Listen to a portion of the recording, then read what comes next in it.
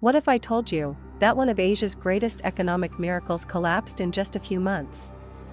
In the mid-1990s, Thailand was praised as a rising superstar of East Asia.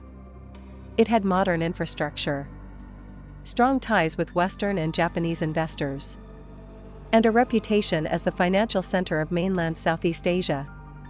Bangkok was booming. Money was everywhere. Confidence turned into arrogance. Thai business elites borrowed recklessly from abroad, flooding the real estate market and luxury projects with easy money. For a while, everything looked perfect, but beneath the surface, danger was growing. The Thai baht, once a symbol of pride, became dangerously overvalued. Then, in July 1997, disaster struck. The Asian financial crisis exploded. The baht collapsed. Banks failed. Companies went bankrupt overnight. Thailand was forced to accept harsh IMF rescue conditions. Its economic miracle was shattered. While Thailand struggled in pain, something quiet was happening across the border. Vietnam was rising, slowly, steadily, and strategically. After joining ASEAN and ending international isolation, Vietnam was no longer weak or dependent.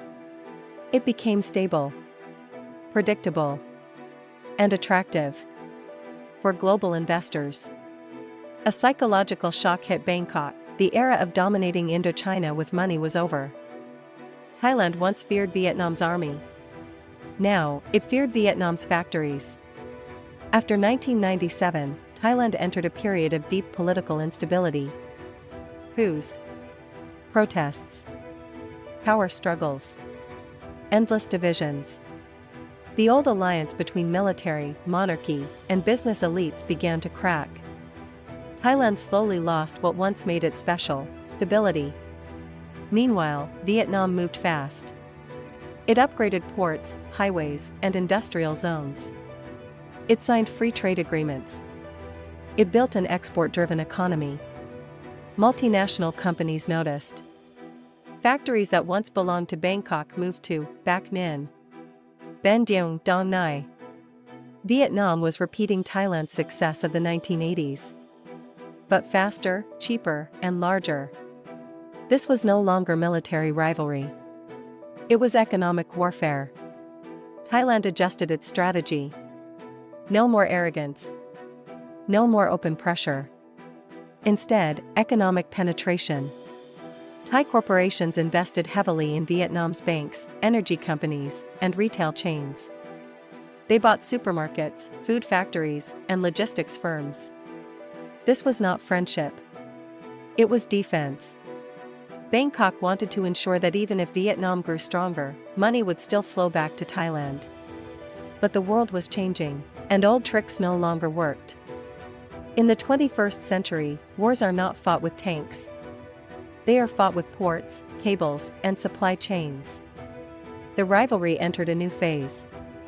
Digital infrastructure, logistics networks, soft power. Thailand launched mega-projects like the Land Bridge, connecting two oceans through land routes. It wanted to compete with Vietnam's ports and economic corridors. Every major investment in Vietnam sent shockwaves through Bangkok. When Samsung and Intel chose Vietnam, Thai elites felt alarmed. History was repeating itself. Thailand once used fear of Vietnam to grow rich, but wealth created complacency. Complacency created weakness. Now Vietnam was leading. The billion-dollar game never ended. It only became more sophisticated. Every decision in Hanoi or Bangkok now affected the entire region. This rivalry was no longer about GDP numbers. It was about vision, resilience, and national confidence. Thailand faced a painful question: could it reinvent itself again? Or would it slowly fall behind? Thailand was once called the Detroit of Asia. But what happens when the world stops building cars? For decades, Thailand dominated automobile manufacturing. It believed mechanical industries guaranteed its future. Then came the fourth industrial revolution. Semiconductors, AI, smart devices. Cars were no longer enough. The global economy shifted. And Thailand was late. Vietnam was ready. With young engineers, flexible policies, and aggressive incentives, it attracted high-tech investors. Billions of dollars flowed into Vietnam. Thailand watched in disbelief. Even Thai corporations that once controlled Indochina began struggling at home. Competition changed. It was no longer about selling more products. It was about controlling technology, value chains, innovation. Thailand entered a geopolitical dilemma. Vietnam balanced relations with the US, China, Japan, and Europe. Thailand was trapped in internal conflicts.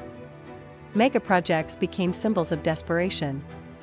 The land bridge was not just about transport. It was about survival. Without differentiation, Thailand risked being surrounded by Vietnam's expanding logistics empire. What if the biggest threat to Thailand is not Vietnam's economy, but Thailand's own aging society? A new variable changed everything: demographics. Thailand is aging fast. Fewer workers. Lower productivity. Slower innovation. Vietnam is still young. Energetic. Ambitious. This demographic advantage gives Vietnam long-term momentum. No workforce means no future, no matter how modern the infrastructure. Thailand responded with aggressive investments in Vietnam. Renewable energy. Petrochemicals. Retail. Defense through offense. By controlling key industries, Thai elites tried to stay relevant. But dependency is risky. Relations between Bangkok and Hanoi became quiet strategic competition. No gunfire. No speeches. Just calculations. Trade deals. Currency policies. Railway routes. Influence over Laos and Cambodia. Everything became part of the game. When Thais look east today, they no longer see cannons. They see chip factories, deep-sea ports, and a confident nation rising. This race is far from over. New global powers are entering the board. New rules are coming. Thailand stands at a crossroads. Adapt. Innovate. Unite. Or accept decline. The lessons of 1979 must be rewritten, because in the digital age, power belongs to those who master technology, talent, and stability. And the next chapter of this silent war is just beginning.